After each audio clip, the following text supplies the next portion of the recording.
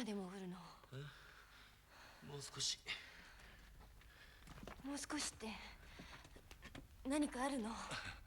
ないからいいんだ。山登りと違って頂上がないからね。底なしだからさ。富士山の中っていうのはこういう固まった溶岩の隙間だらけなんだ。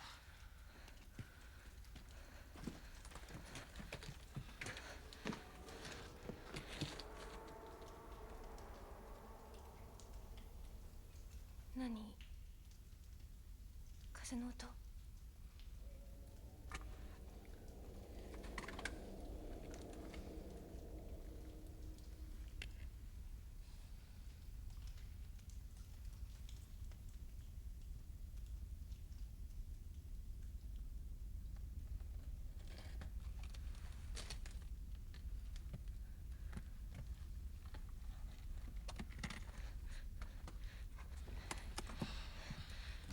サイレンだよ。呼んでるんだ、道に迷ったやつを。昔からこの声に惑わされたが最後。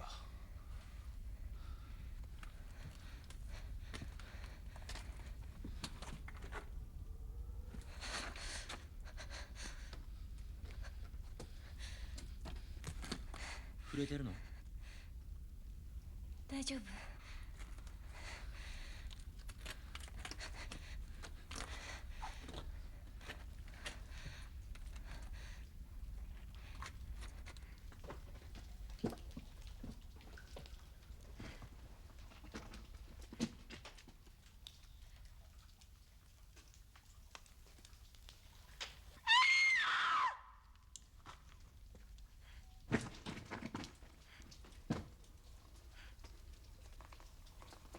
自殺。殺人かも。ナイスピック。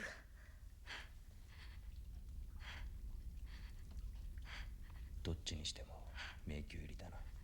戻りましょう。戻れるかな？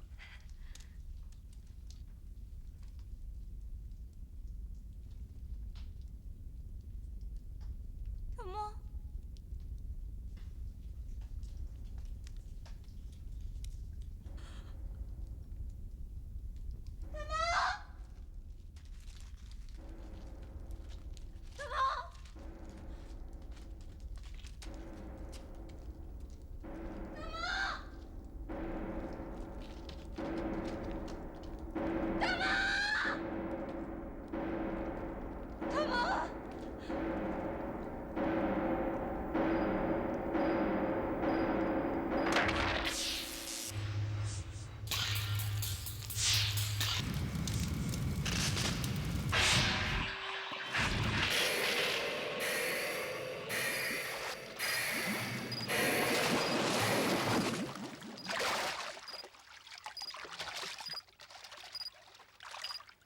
すみません、緊急だって言うんで電話。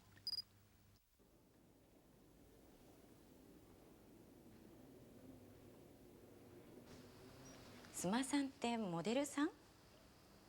急な仕事の連絡ですか？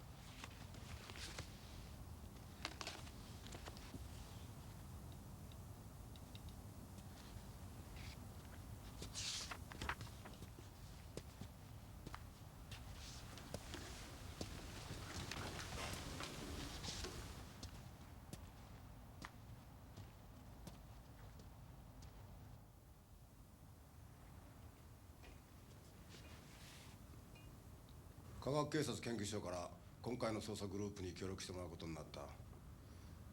異常犯罪性格分析官の須磨です。外見に似合わず頼もしい助っ人だ。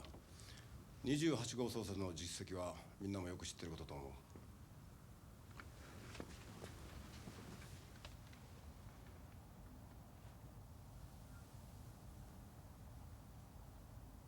君と組んでもらうバンバ君と芦田君。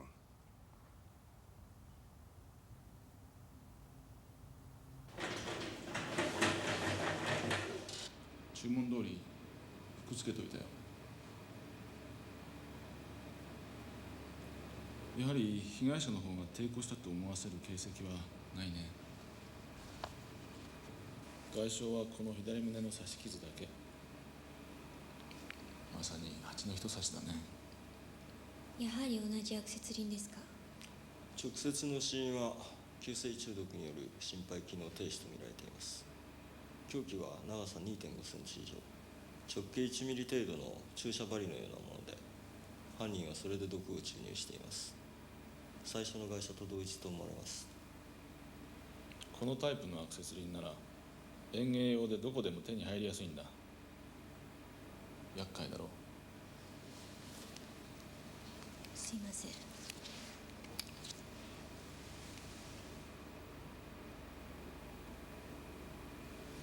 知ってます？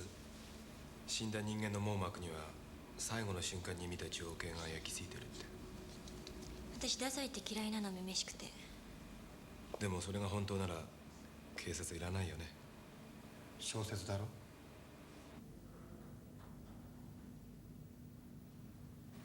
超能力か何かですか？いや、そうじゃない。物証を分析して自分の意識を物証の細部に滑り込ませて犯人の考えや感情に同化するんだ。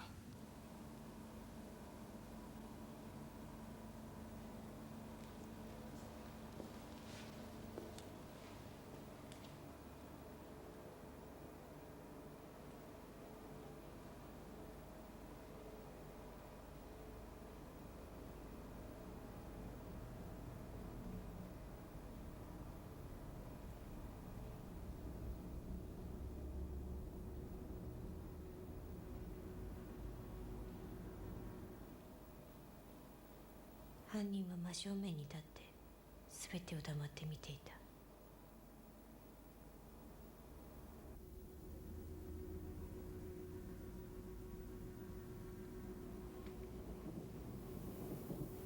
あなたが犯人だとして僕が？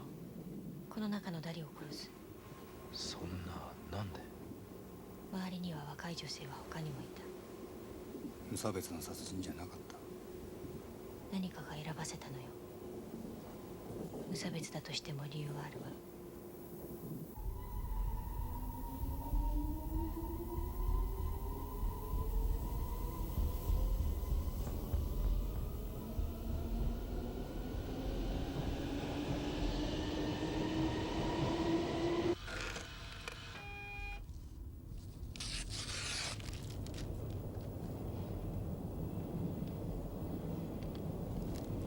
ヘッドの決断だ。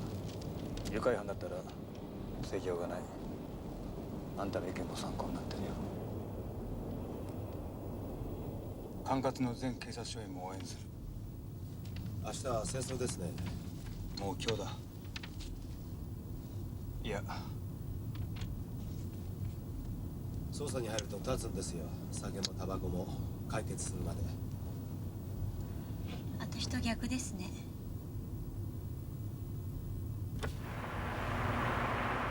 おお、満月。でかいな。満月は今夜よ。ほら、少し欠けてるでしょ。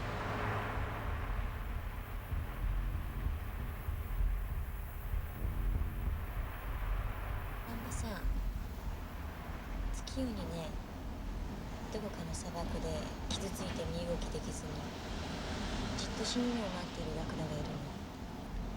あなたが旅人でそこを通りがかったらどうする？性格分析か何かか。嫌いだな、そういうの。ラクダは悲しい目で殺してってあなたに頼んでるの。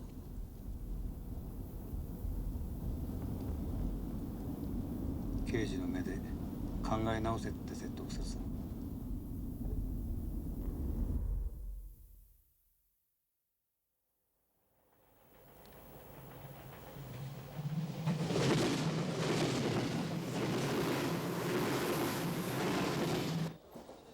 通勤通学の人々で混み合う渋谷駅です。先々週の月曜日午後6時にここ渋谷で第1の犠牲者が発見されてから今日が3度目の月曜日です。果たして犯人は今夜も犯行に及ぶのでしょうか。犯人は若い女性を狙って犯行を重ねている模様で、若い女性の方々は普段よりも緊張した面持ちに見受けられます。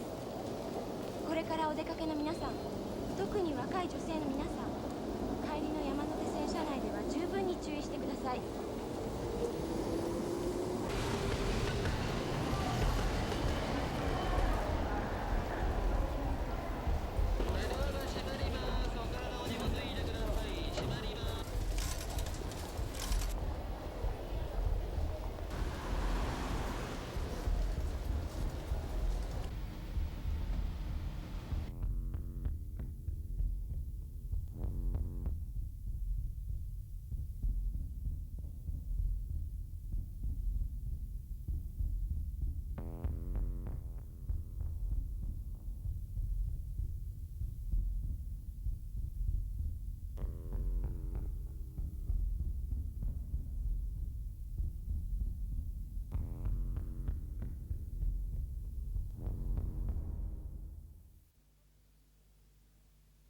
狼男だった？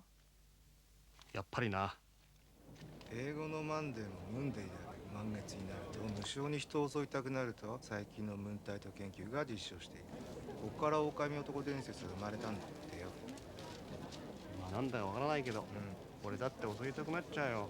月曜日やさ。犯人はブルーマンデーのサラリーマンか。お、やばいよ。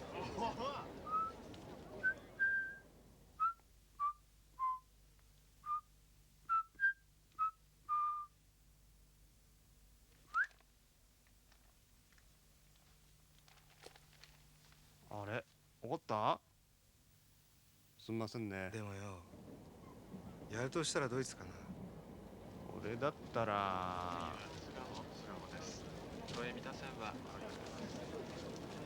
あいつだな。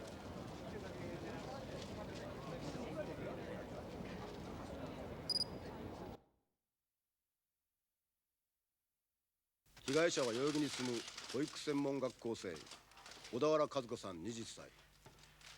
司法解剖の結果、被害者は注射針のようなもので乳腺部に毒物を注入されており、警察は山手線各駅に大量の捜査員を動員したにもかかわらず、一般乗客や捜査員の中でこの大胆不敵な犯行は行われました。捜査本部ではラッシュアワーの山手線車内が共通の犯行現場になっていることを重く見て、目撃者の発見に全力を注ぐことにし、市民の協力を呼びかけています。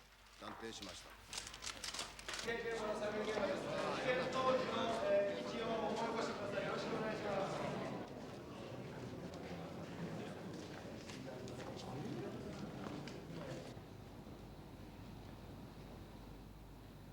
いですか、もう一度確認取ります。この部屋に集まっていただいたのは今週の月曜日の分の目撃者ですよ。先週とか先々週の方はいらっしゃいませんね。間違えました。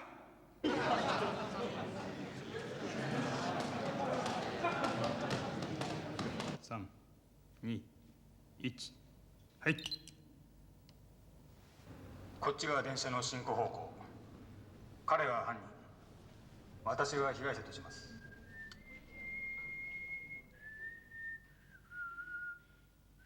誰だ？口が吹いてるやつ。遊びじゃないぞ。現場を再現してるんです。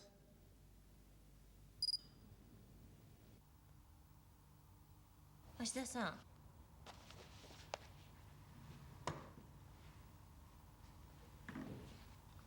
このリフリージングサイコリウムって？最初の会社が通っていた病院というかなんというか、逆洗脳って言うんですか？強制回収のこと。この会社は絶対真理教団の信者だったんです。ほら、よく駅にいるでしょう。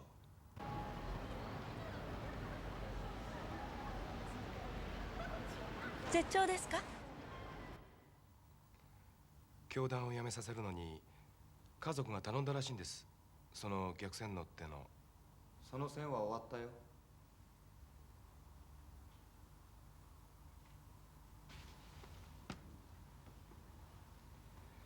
教団サイドとその病院の間でいろいろトラブルがあって、こっちも最初の山だったからかなりその線を洗ってみたんですけど、それで2番目と3番目の会社からはその線は全く浮かんでこないんです。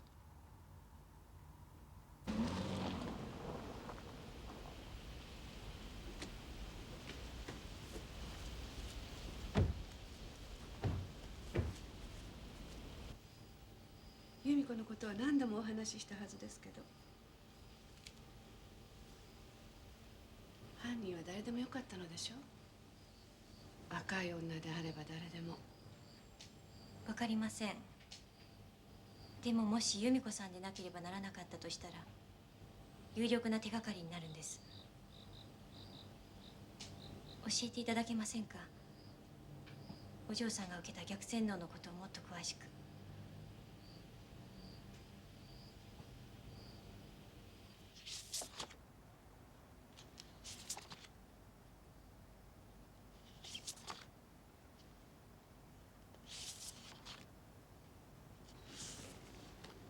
どの写真にも人間がいない。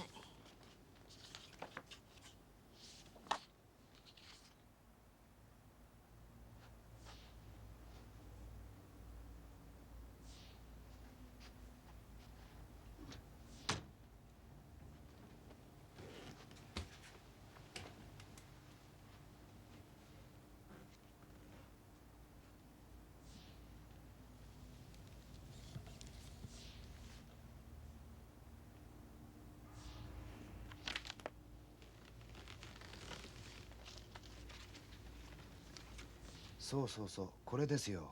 例のリフリージングサイコリウムって。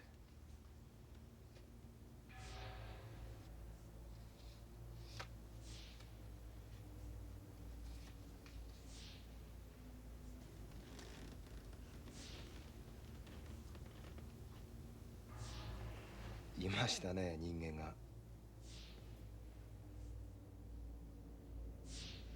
クレイ。悪霊？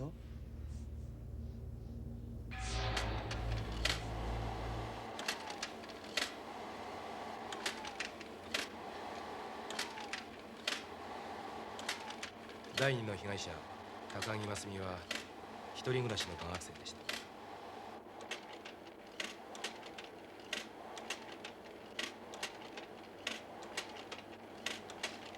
た。3人の被害者は互いに面識はなかっ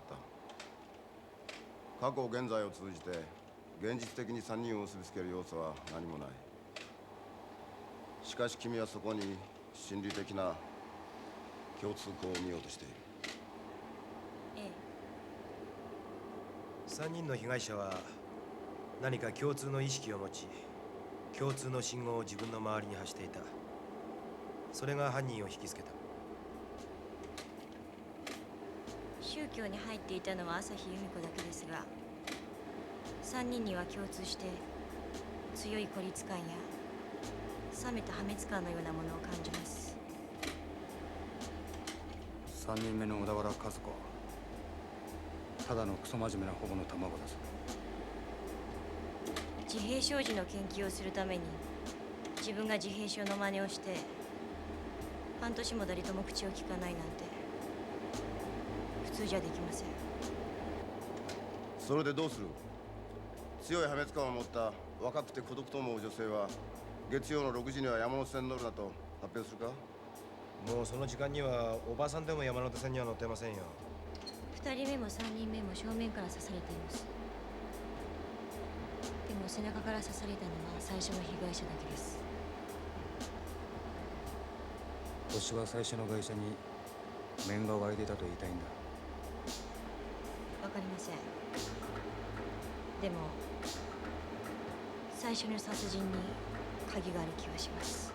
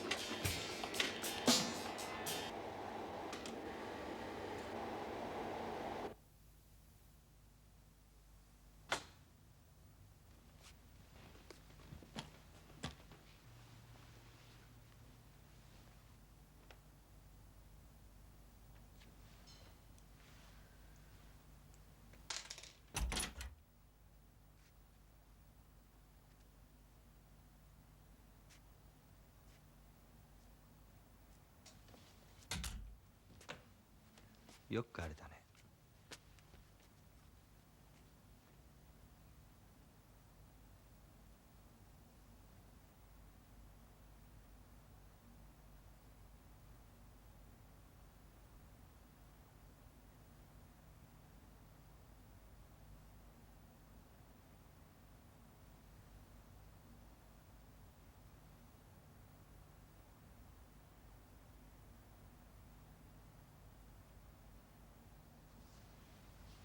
起こしちゃった。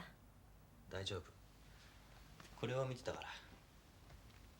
眠れる森の美女。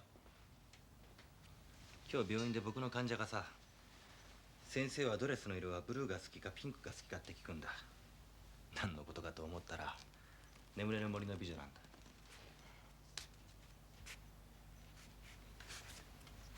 オーロラ姫の16歳の誕生日にさ、3人の妖精がドレスをプレゼントしようってことになって、ところがね、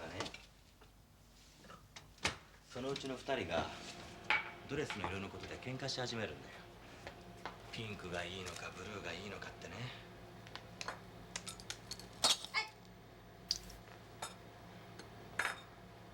大丈夫？平気。貸して。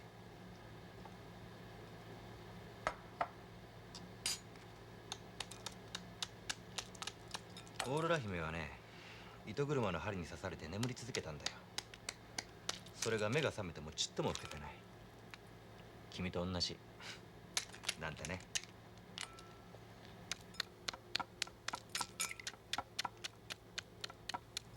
セックスしようか。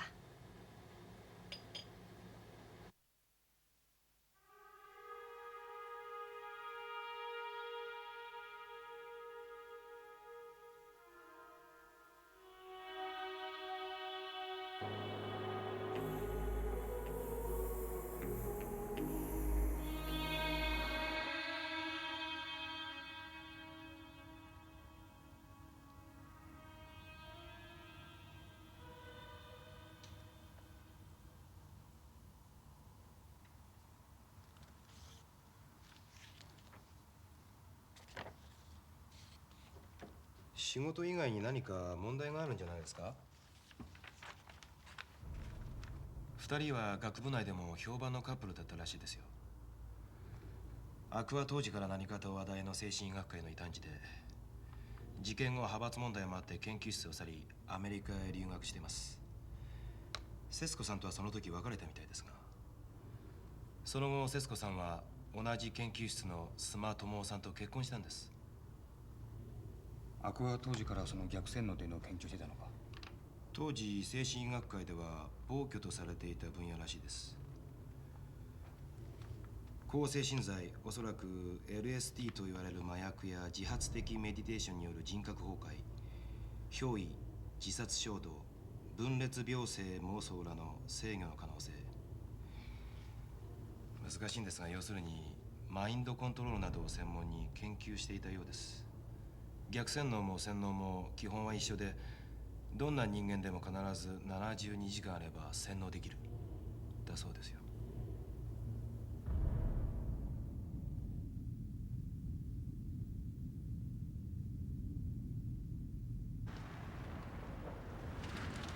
はい。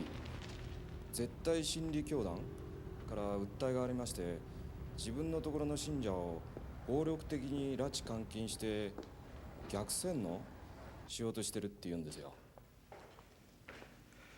で、事件とは別に内定してたんですが、あのサイコリウムっていうのは確かにそのようなことを商売にしてるらしいんですよ。治療費ということで家族からかなりの額の金を受け取ってるんですね。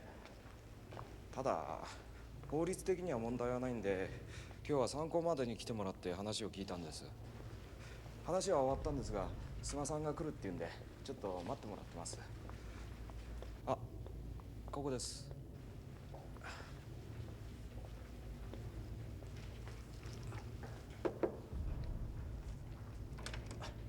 どうぞ。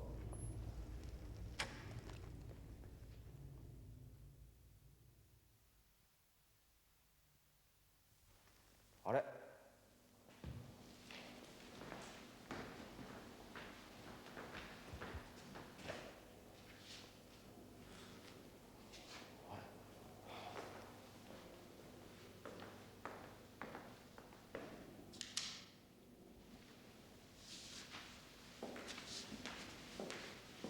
なんだこりゃ。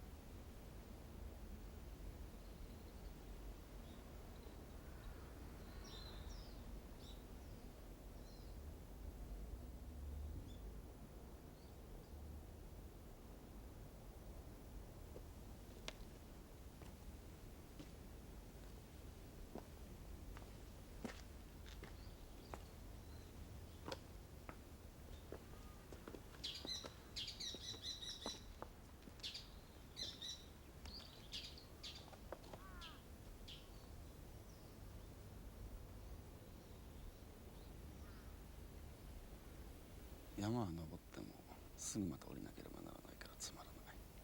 どの山へ登っても同じ富士山が見えるだけで、それを思うと気が重くなります。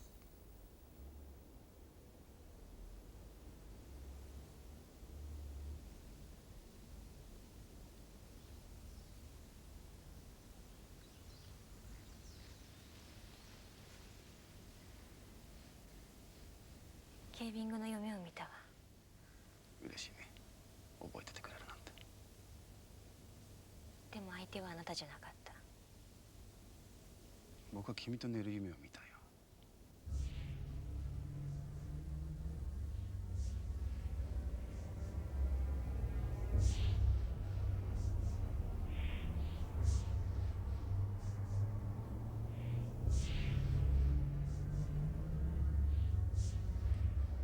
日本にいることさえ知らなかった。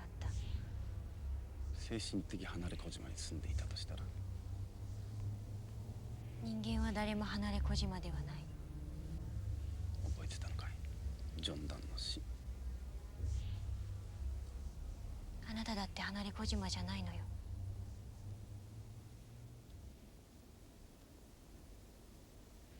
今日は仕事で来たの。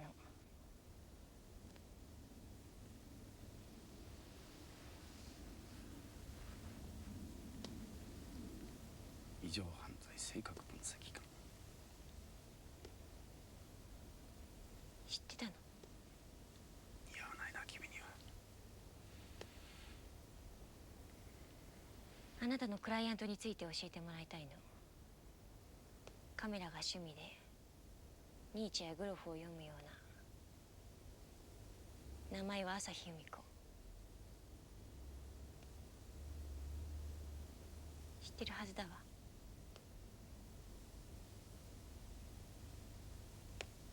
ニーチェがどうしたって？あなたの影響でしょ。それも逆洗脳とやらの小道具なの。私に山手線殺人犯の性格を分析してもらいに来たのかな。それとも刑事の聞き込みの追加な。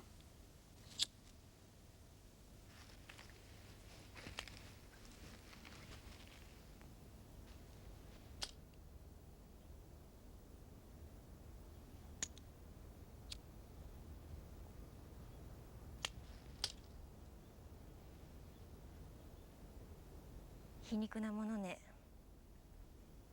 8年ぶりの再会がまた連続殺人絡みだなんて。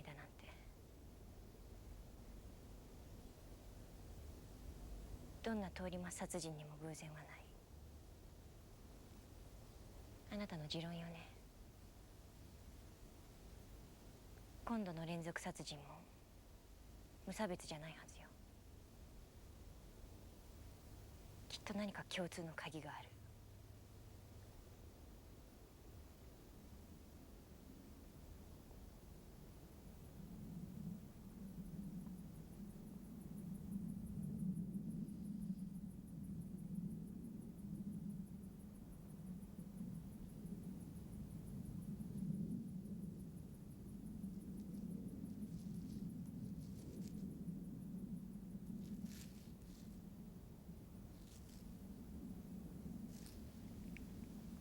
なるほど。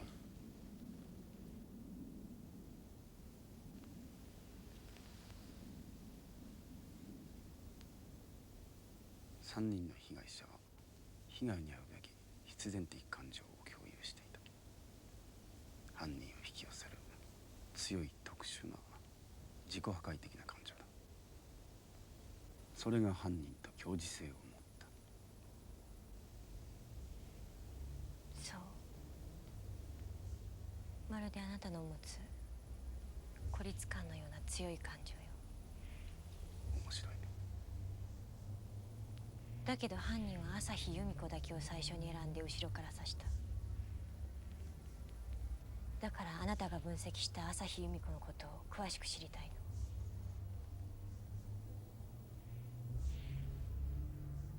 の。捜査令状が必要？無理だね。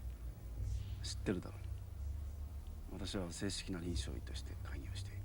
カルテを見せられない。昔の友人として個人的に協力してほしいの。ベッドの中でかい？出直すわ。どのようにして精神はラクダとなるか、またいかにしてラクダはライオンとなるか、そしてライオンはついに幼子となるか。由美子君には伝わらなかったようだ。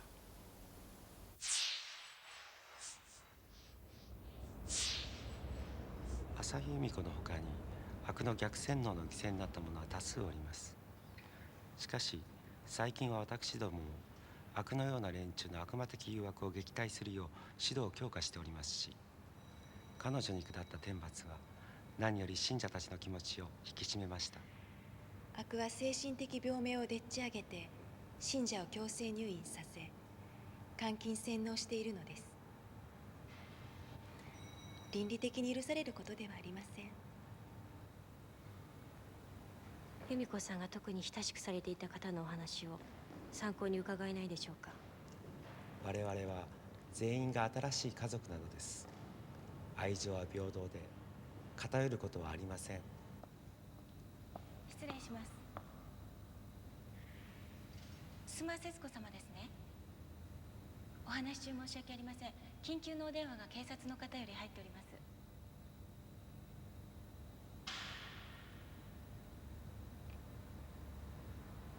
はい、須磨です。もしもし。僕だ。悪だよ。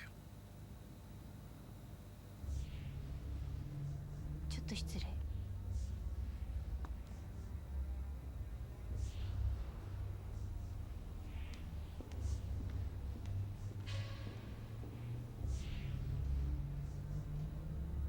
別れてからはっきりしてきたことがあってね、伝えておかなくてはと思って。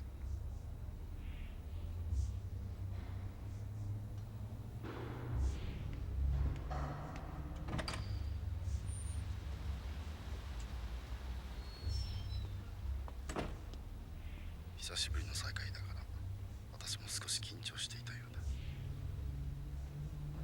今の君は自分から周囲に境界を作りすぎている。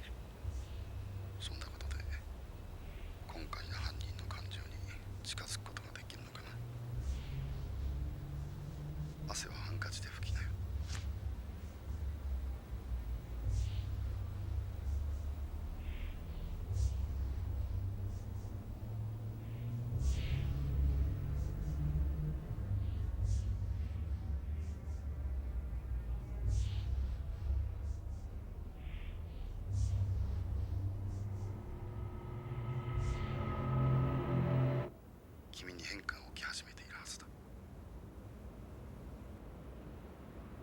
どういうこと？犯人の感情の一部はすでに君の中にいた。私は感じたよ。君は気づいていないようだが、素直になるんだ。私といた時みたいに。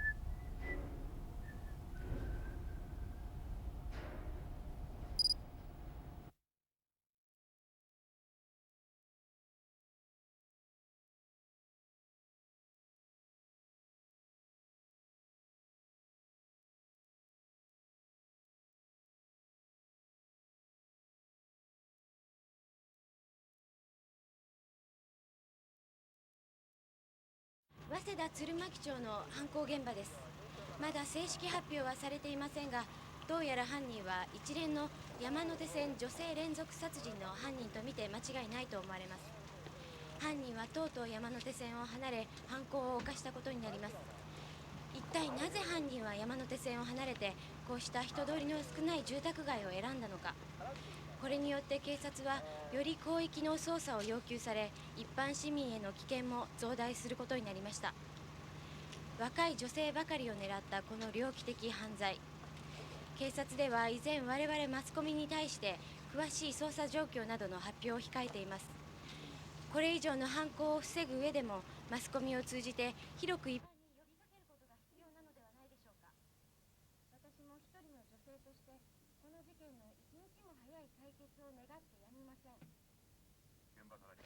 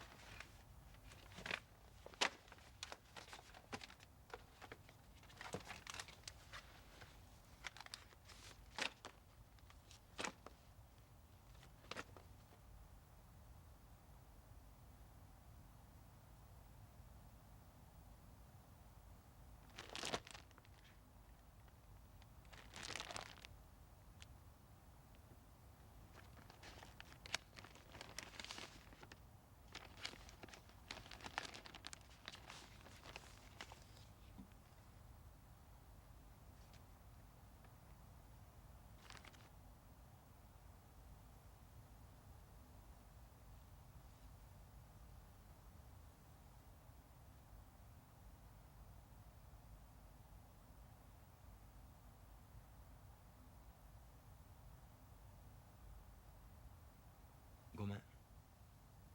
ノックしても全然返事ないから。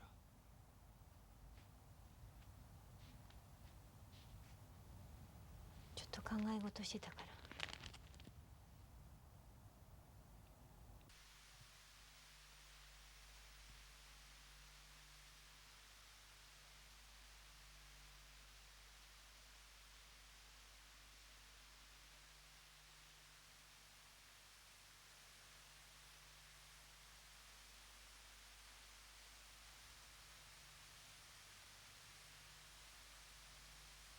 地面から小さな目が現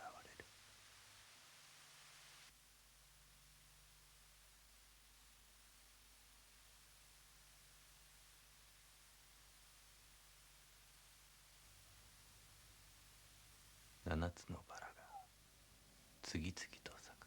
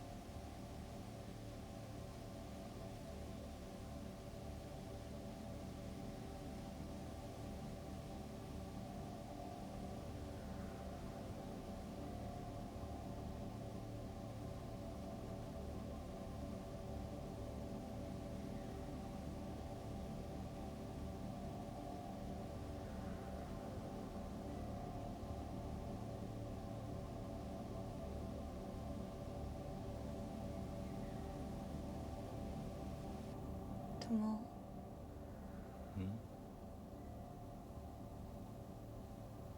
私この事件に関わってから何か変わった？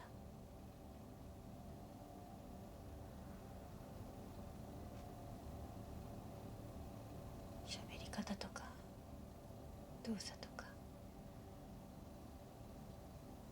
どうして？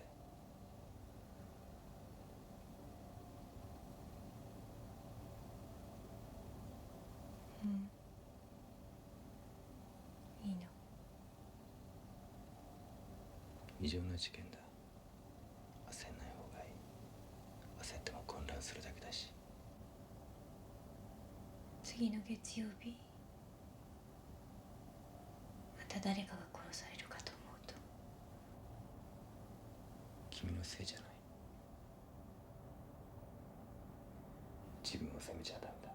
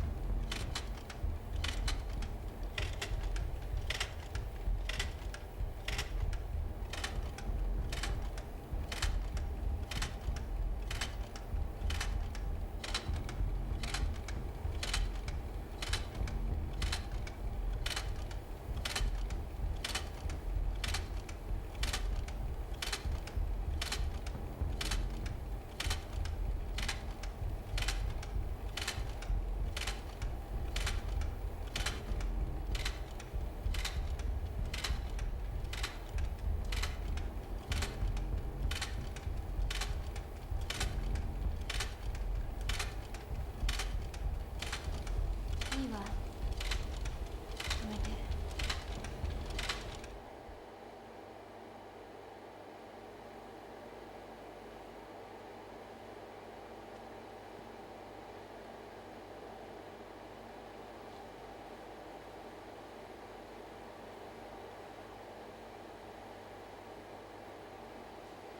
月曜6時ってのは意味あるんですかね？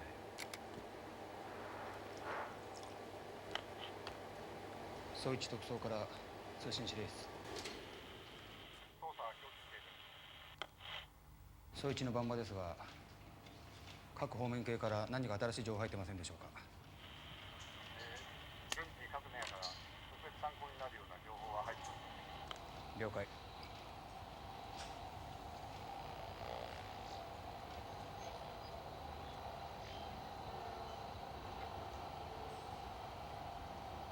総一特捜班場からケース1000飛び23へ捜査状況は。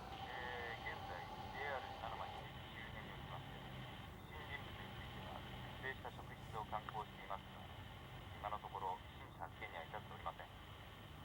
了解。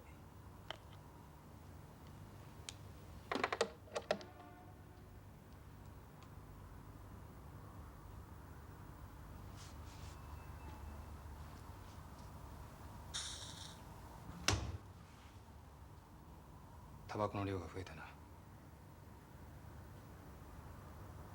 サングラス疲れてるせいか。似合わないよ。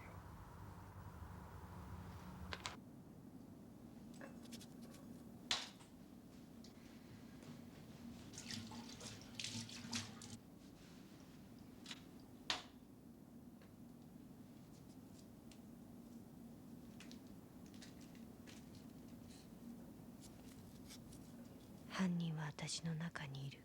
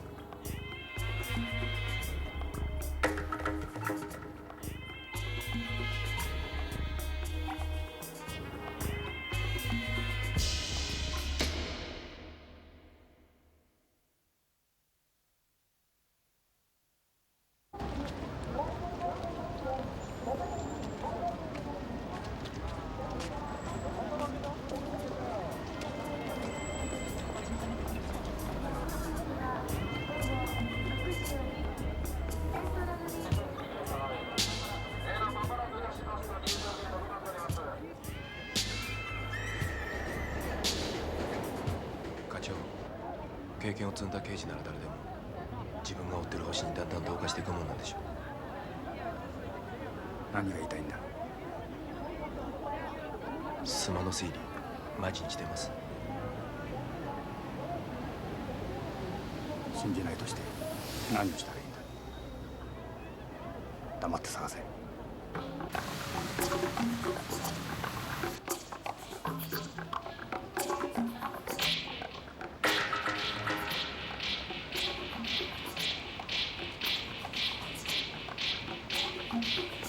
あの人が一番ね。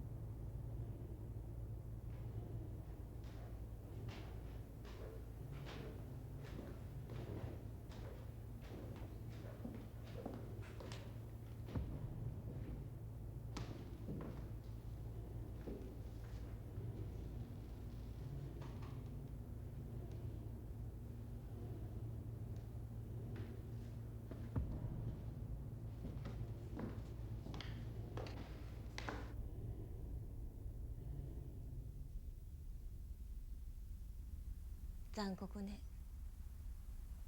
そこだけを見ればね。そんな怖い顔じゃ今日もただ会いに来てくれたわけじゃないみたいだね。法外な報酬と強引な治療、ここがあなたの研究の成果？私はクライアントを選ばない。家族の愛情も問わない。何の保証もないし、自分の命も危ないよ。リスクは大きいよ。評判悪いわよ。破壊的カルトやきれいごという輩にだろ。頼まれた仕事は必ず成功させてきたからね。依頼者には感謝されてる。私は精神科医としてのあなたを尊敬していた。父や早田教授があなたの急進的なやり方をどう批判しても本当よ。だから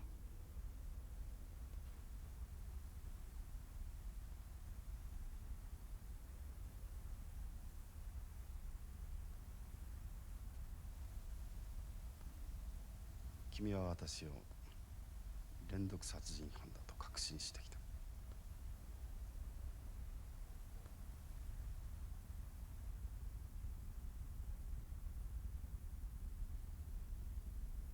だね。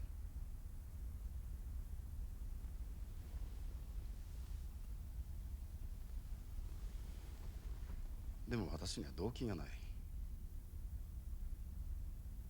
あなたの動機は常識じゃ測れないわ。暗号を提示してそれを解けない世間を嘲笑いたい。でも私のアリバイはどうする？あなたならどうにでもできる。随分だね。昔の恋人に対して。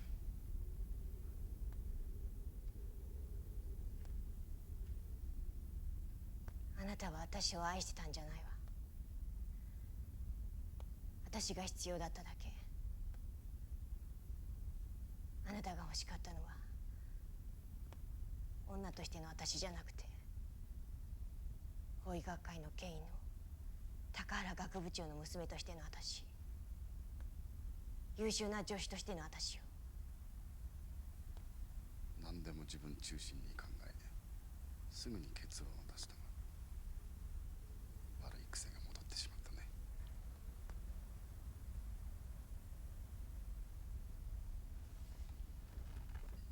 私怖かった。あなたの心がつかめなかった。気持ちが惹かれれば惹かれるほどあなたの心は真っ暗で空洞で果てがなくて、そんな心の人に他人なんか愛せるはずがない。君は愛というもの分かってないんだよ。中途半端にしか。分かってるわ。私今幸せよ。夫と愛し合って家庭を持って幸せすぎるぐらい幸せだわ。どうかな。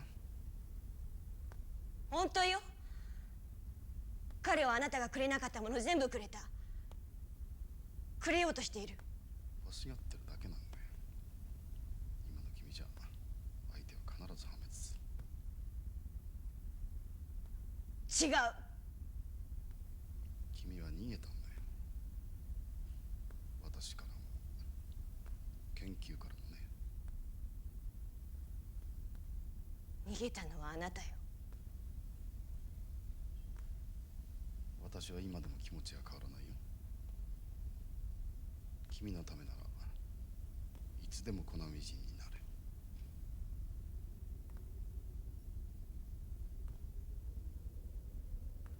やめて。私はコントロールされないわ。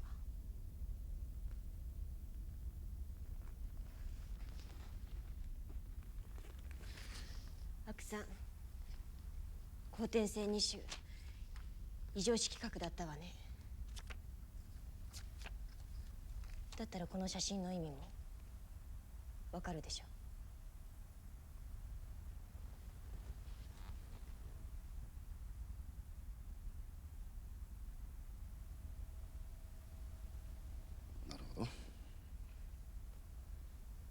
強い孤立感に加えて異常識覚と犯行地でのイニシャル作りが犯人を結ぶ糸というわけだ。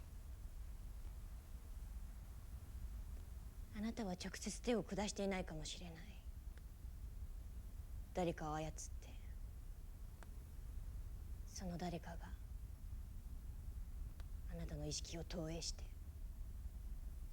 洗脳してマインドコントロールで、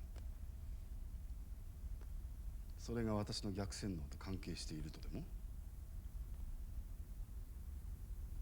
面白い。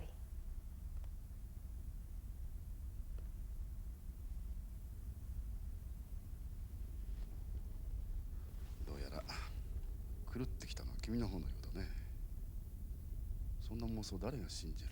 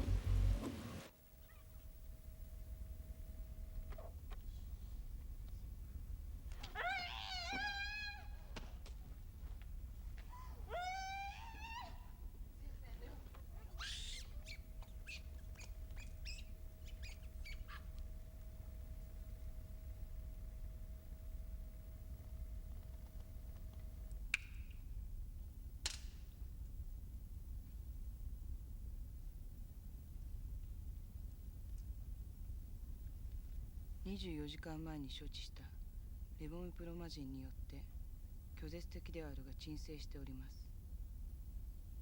ラポールの改善を図るためにハロペリドール2アンプルを筋肉注射、さらに12時間後にハロペリドール1アンプルを追加します。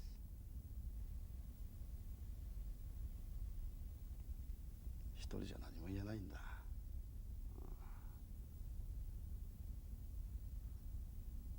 ね、君いつもそういう態度で信心してるわけ？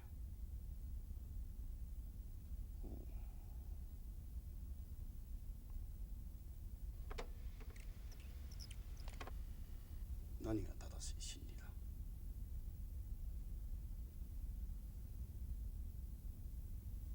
教祖を信じること。教祖とは何だ？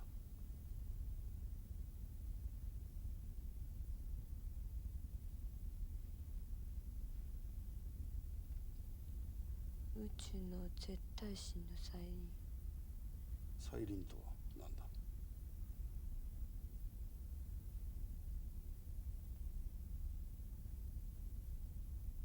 よみがえることだ。よみがえること？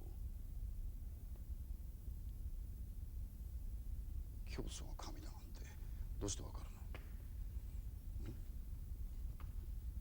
教団が言ってるんだろ？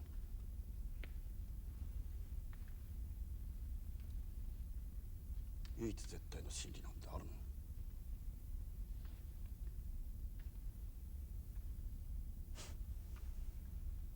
そんな態度じゃ伝道できないな。私を勧誘してくれ。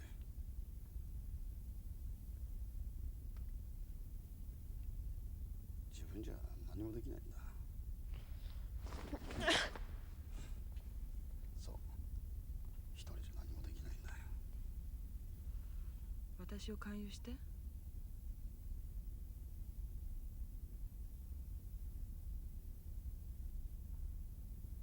自分じゃできない。一人じゃ何もできない。教団の誰が言ってたの？すごいんだよ。唯一絶対の真理なんてあるの？教祖は神なんだよ。この世を救えるのは教祖だけなんだ。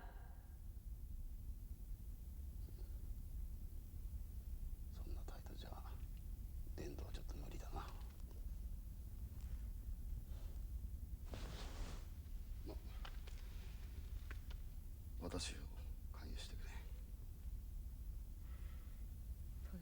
センターへ来いよ。自分じゃできないの？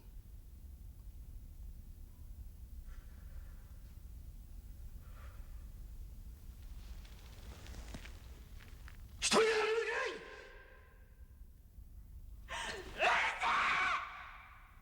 それが神を信ずる者の態度か。そんな態度に出てきるな！お前の挙動はインチキなんだ！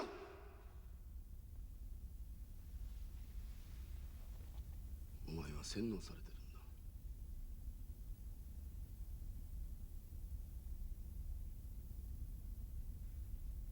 絶頂ですか？絶頂ですか？なぜそんなことをする？お前は自分自身を理解していない。い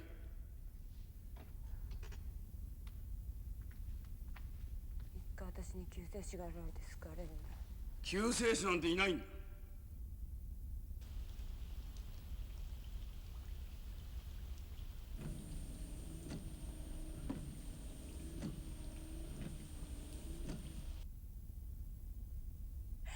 助けてください。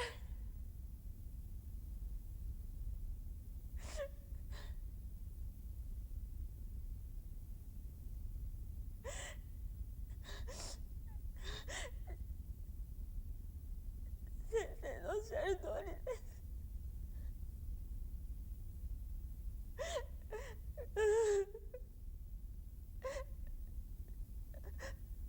私が間違ってました。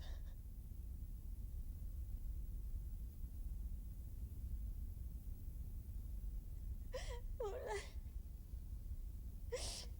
人に好かれる性格なんです。それが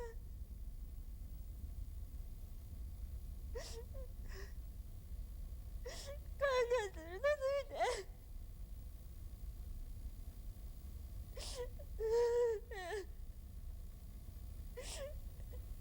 嫌われちゃうんです。いいよ、もう安心してね。君はね、洗脳されてたんだ。少し長い時間かかるかもしれないけど、ね、本当の君を発見するために先生と一緒にやっていこう。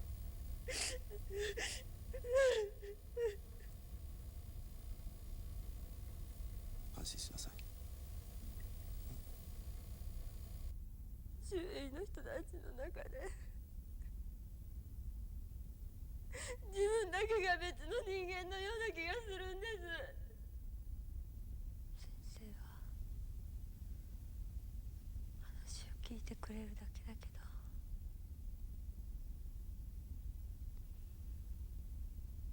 私の苦しみを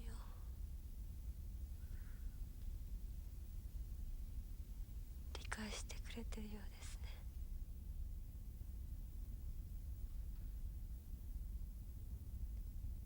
先生の思考が自分の思考のような気がします。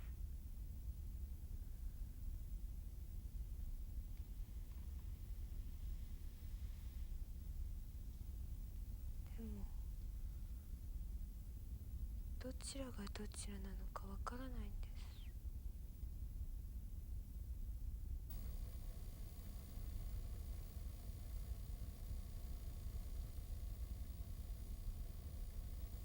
V、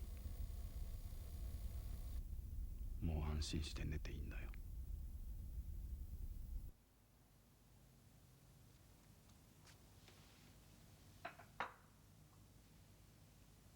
言ってるでしょ、食べたくないって。大丈夫よ、自分のことは自分で分かってるから。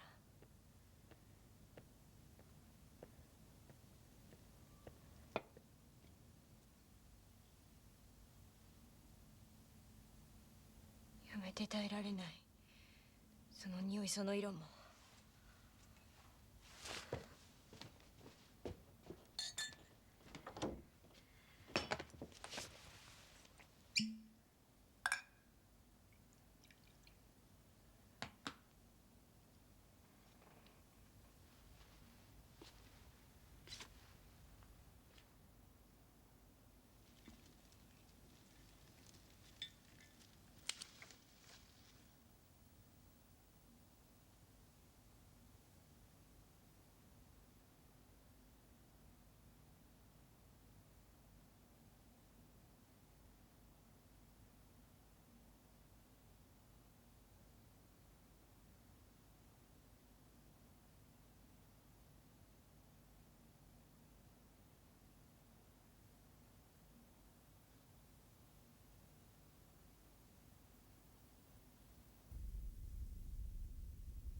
けようとした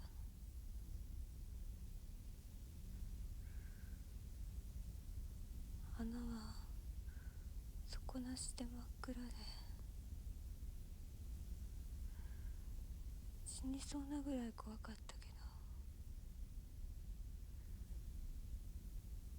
しっかりお母さんの手は握ってたんだ。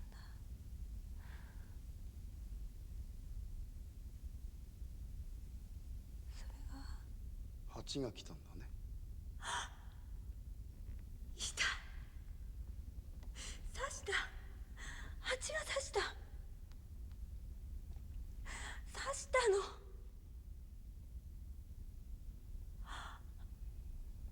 見て、こんな腫れて。お母さんを助けようとしたのに蜂が刺したの。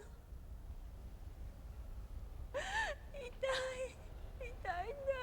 それで君は手を離してしまった。嘘じゃないよ。わざと手を離したわけじゃないんだ。本当だよ。なんで信じてくれないの？何回言ったら信じてくれるの？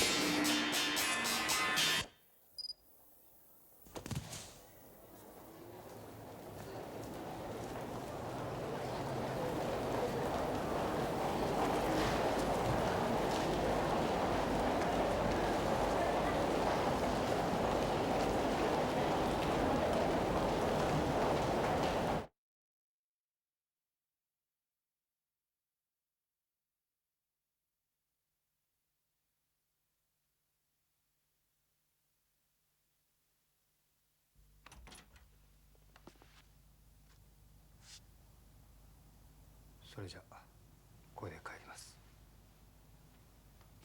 犯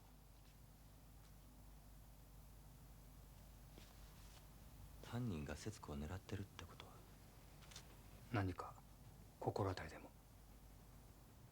いえ。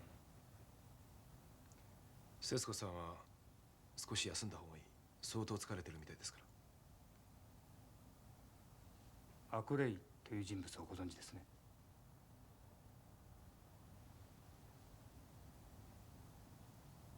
ええ、研究室の先輩でした。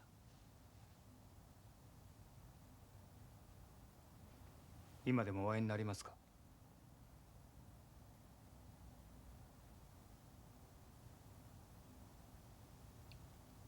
節子が捜査のことであったのは聞きましたが。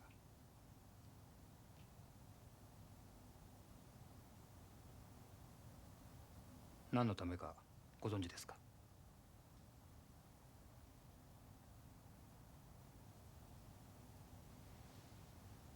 いえ、仕事のことはあまり話さないことにしてますから。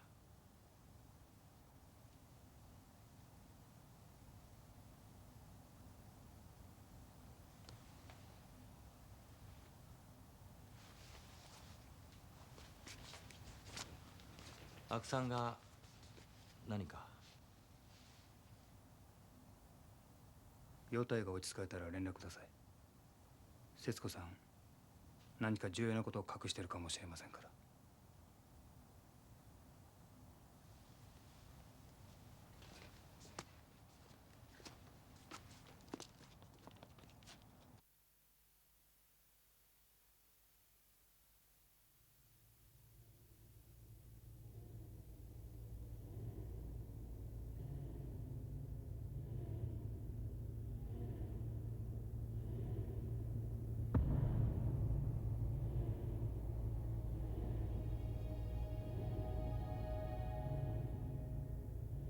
医者の方も客席から見物するんじゃなくて患者と同じ舞台に登るんだ。わかるかね？心を広げて、ほらこの空気の中に浮かぶ塵のように自分自身をこのみじんにバラバラにして頼りなく漂いながら相手を求めるんだ。愛するように溶け合うんだ。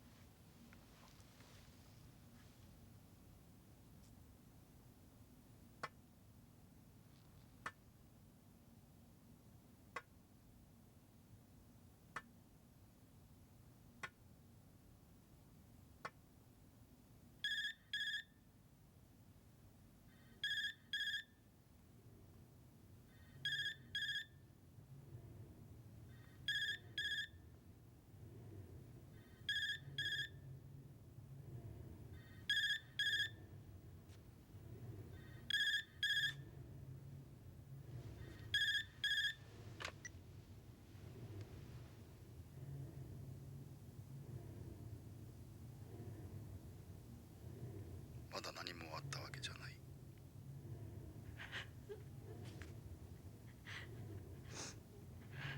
第2幕がじきに始まる。君はもう舞台から降りることはできなくなった。やめて。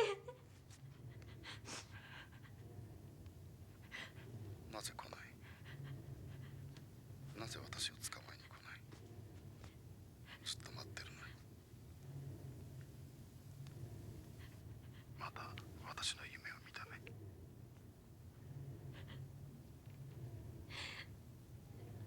私のことなら何でもわかるのね。そうでしょう。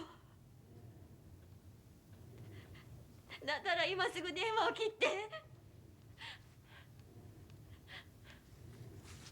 君が自分で切ればいい。なぜそうしない？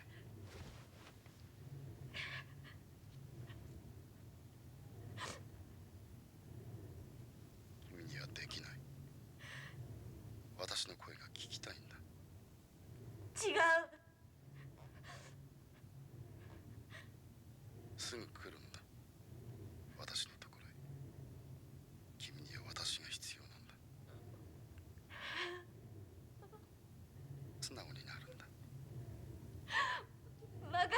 ないで。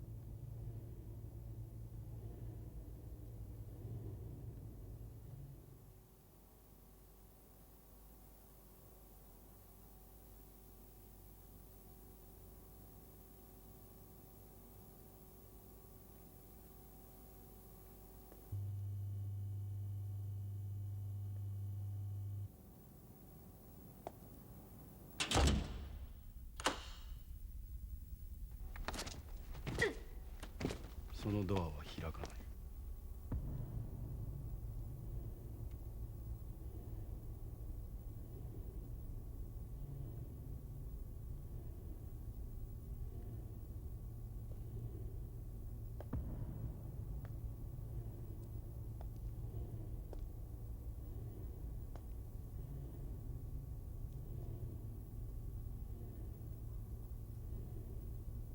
残念だが君は来るのを待ってられなくなった。理由は今は言えない。この部屋で私が来るのを待っていてほしい。君のためだ。いるのは分かってるのよ。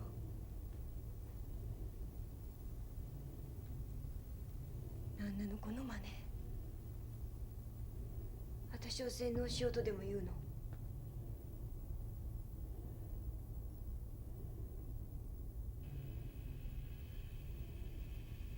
君はここへ来るのを望んでいた。私は何の強制もしていない。もちろんこのビデオも見たくなければ見なくていい。聞きたくなければ耳を塞げばいい。君は自分の自由意志で行動している。そうなんだろう。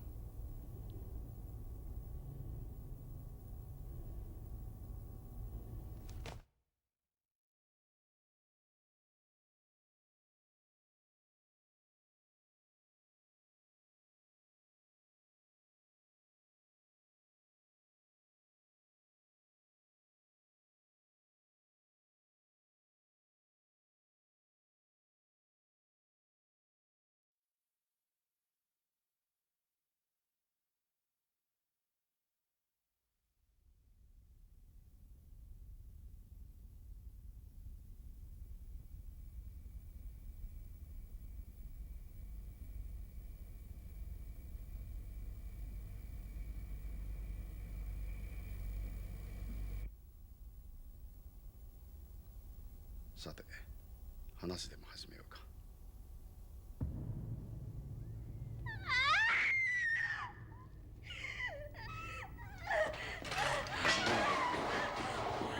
行動を決める。自由に頭を使い、人を愛する者、憎む者も自分の自由だと信じている。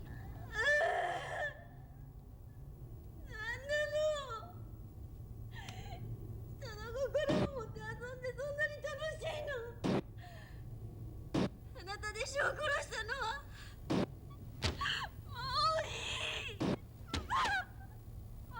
ういい。もういい。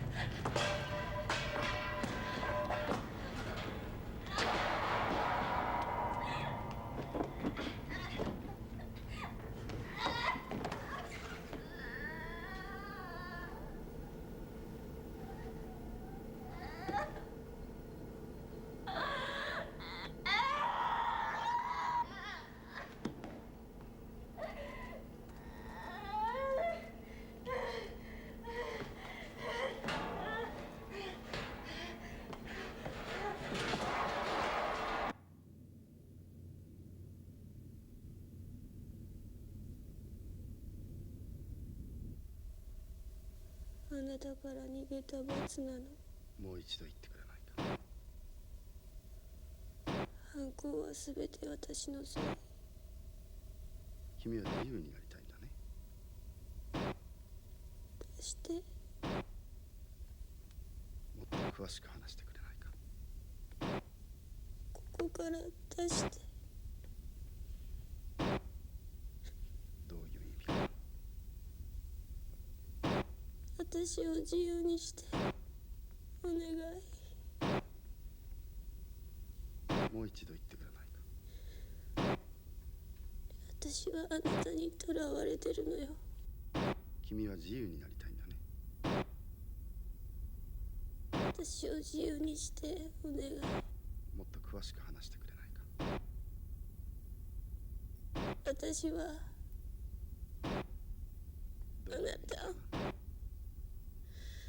なたを愛してるの。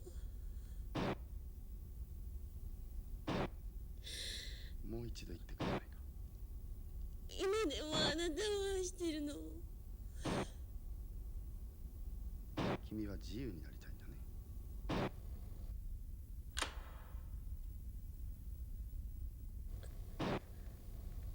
私どうしようもないの。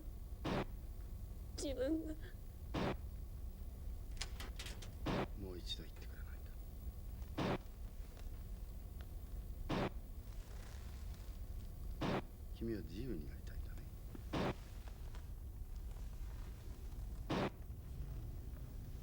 もっと詳しく話してくれないか。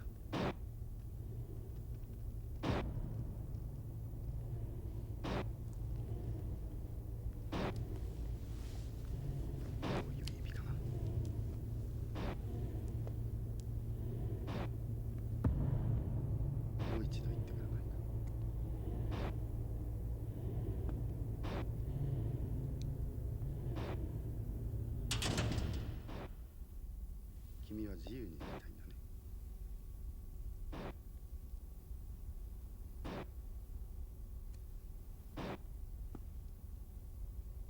詳しく話してくれないか。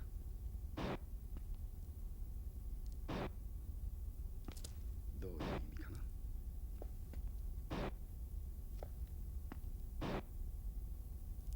もう一度言ってくれないか。もう大丈夫。君は自由になりたいんだね。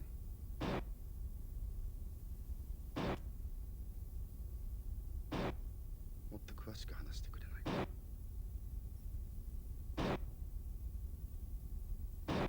どういう意味かな。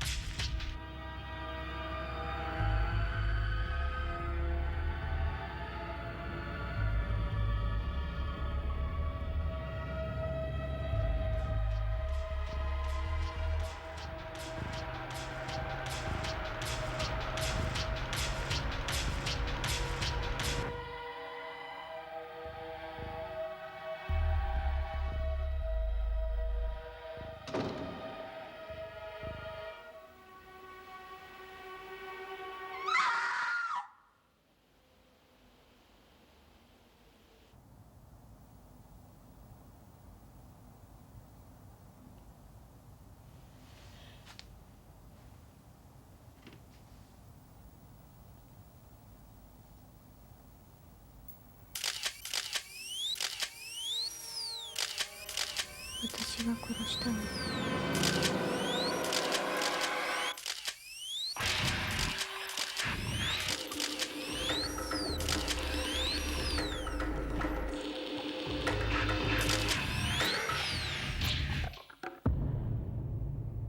悪かった。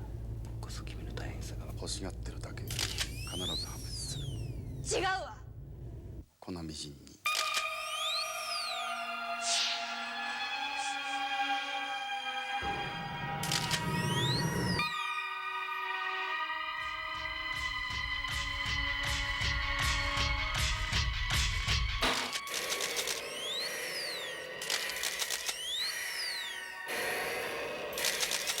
やっぱりあれかね、島が狙われたっていうことかね。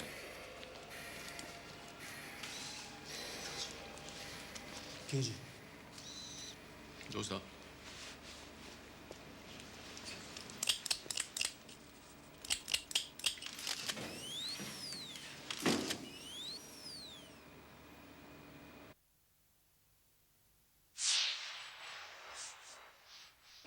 昨日までこの連続殺人事件初の男性被害者と思われていた科学警察研究所捜査官須磨節子さんの夫須磨智夫さんがなんと女性器を持っていたということが分かり、事件に新たなる謎の1ページを加えました。犯人は思わぬところで一連の女性連続殺人の辻褄を合わせたことになり、一時は犯行終了かとも思われたこの事件の恐怖はさらに広がってきました。もし犯人がこのことを知っていて智夫さんを狙ったのだとすれば、さらに猟奇的な犯罪者と考えられ、ますます謎は深まるばかりです。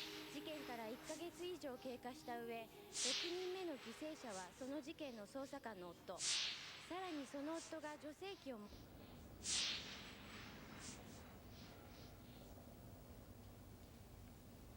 そういった関係って理解できますか？もちろん理解できるよ。彼らのことはね、もともと智君はアンドロギノイドだったんだ。アンドロギノイド？両性具有ですよ。男性器と女性器の両方を持っていたんだ。節子君の社会的地位が固まるにつれ、智君の男性の部分が邪魔になったんだろう。二人とも優秀な研究者同士だから、お互いに十分納得してでの行動だと思うよ。ただ私は智君の虚勢のことは今まで知らなかったがね。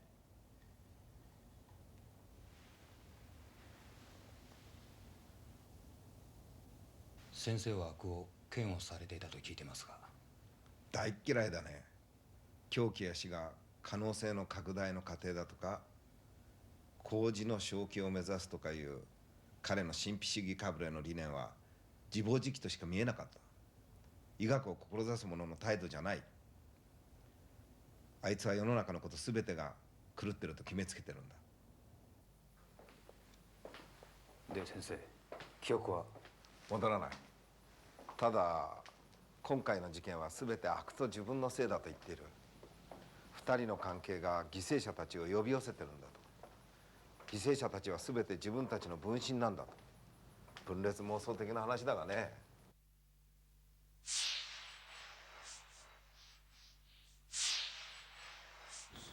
実は私もこの2年間ある患者から狂ってんのはお前だと言われ続けてね、あんまり執念深いもんだから私にもおかしな症状が現れて。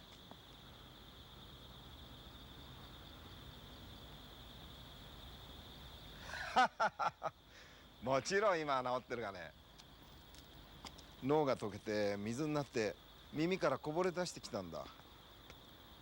体幹幻覚ってやつだな。患者の狂気が転移したんだ。気力が衰えたり患者に隙を見せると危険なんだ、うちらの仕事は。君たちと一緒だよ。患者の妄想体系に入れられると命に関わることもあるんだ。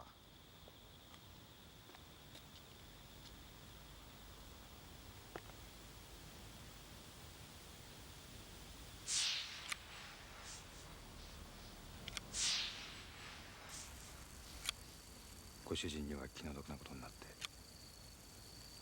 すまない。許してくれ。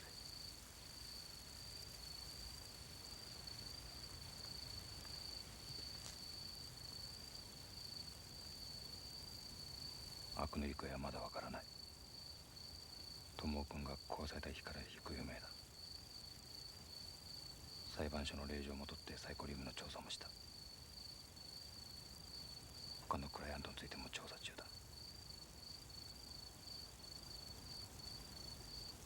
これからはあんたのガードはちゃんと俺がやる。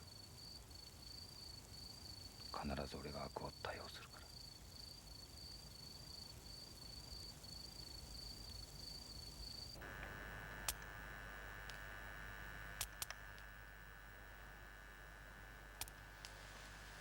ら。もう戻りましょうか。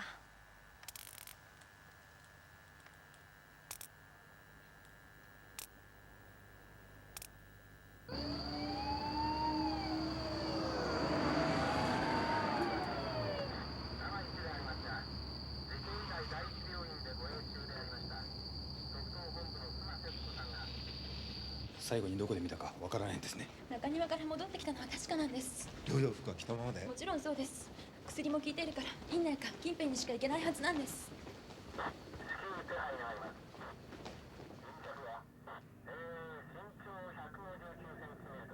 星はもう6人も留学殺してるんだ。そいつが狙ってる。スマは徹底的にガードしなくちゃ危ないんだ。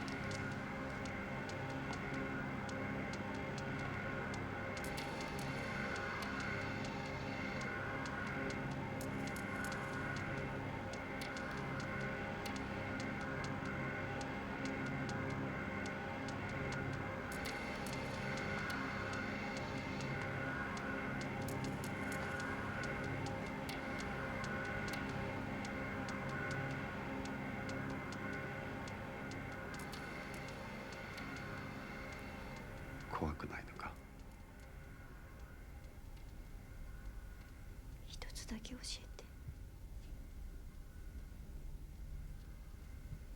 なぜこんなことするの？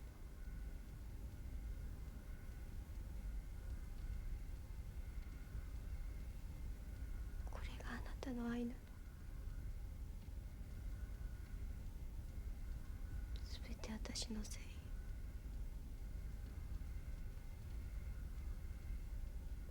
私もう何も怖くない。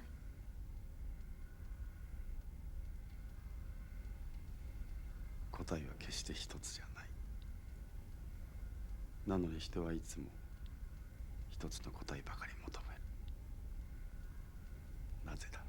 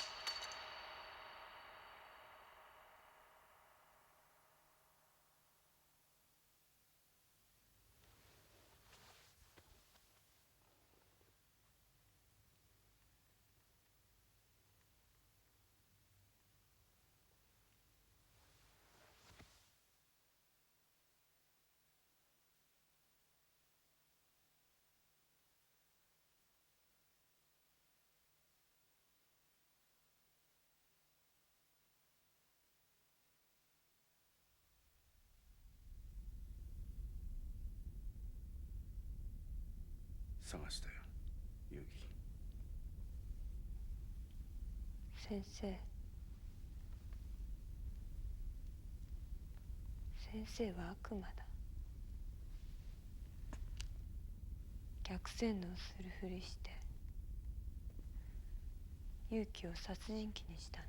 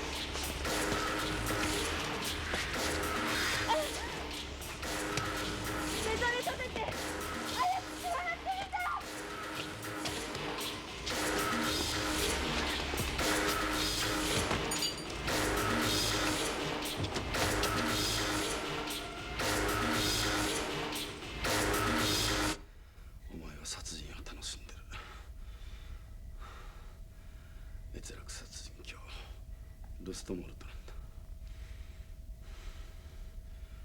それがお前の隠された人格なんだ。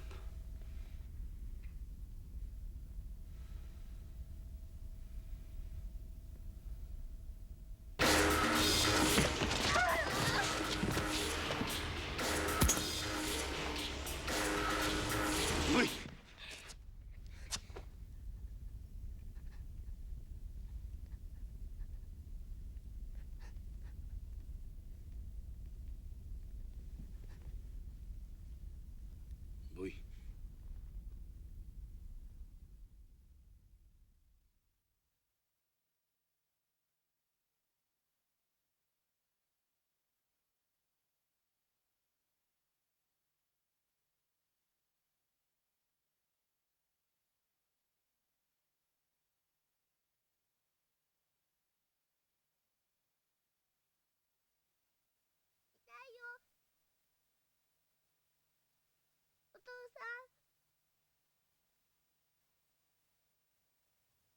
さん、なんで黙ってるの？ハチが勇気を刺したんだ。お母さんを助けようとしたの。本当だよ。信じないの？お父さん。なんで信じてくれないの？信じないなら殺して殺してよ。殺してよ。殺してよ、勇気を。みんな勇気が悪いんだ。殺してよ。殺してよ、勇気を。今すぐ。さあ。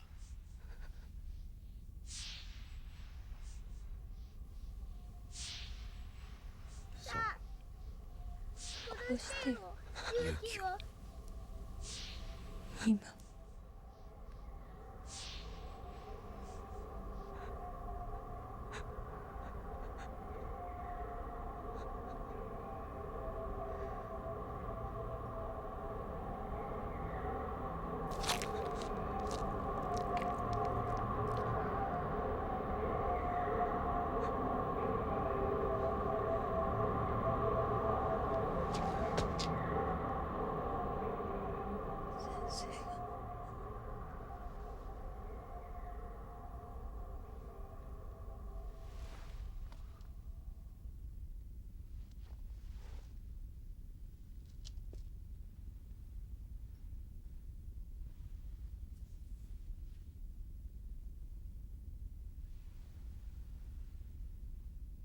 彼女の殺人願望はハチと母殺しのトラウマが原因じゃない。そのトラウマは私が刷り込んだフィクションだった。それで心の奥に隠された殺人願望をコントロールできるはずだった。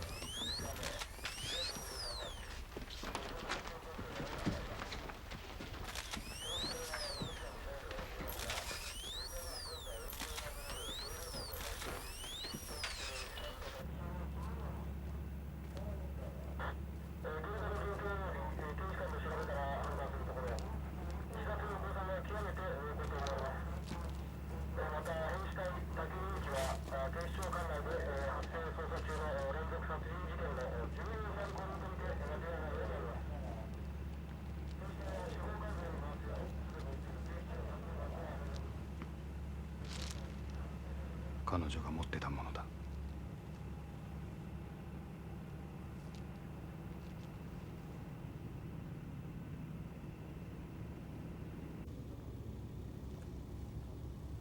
あなたを愛してたのね。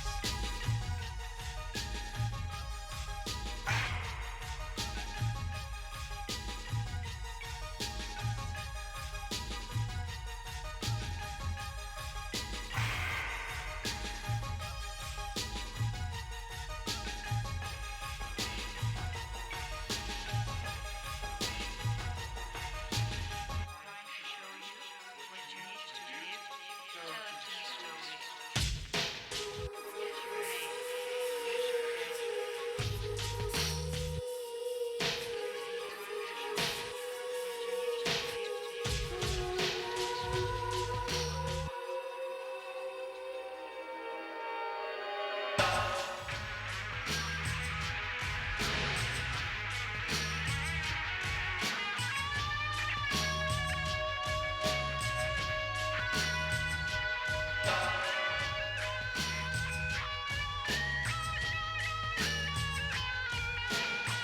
your name? Who's your daddy? Is he rich like me?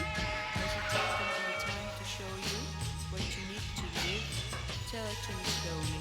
Tell you what I really want to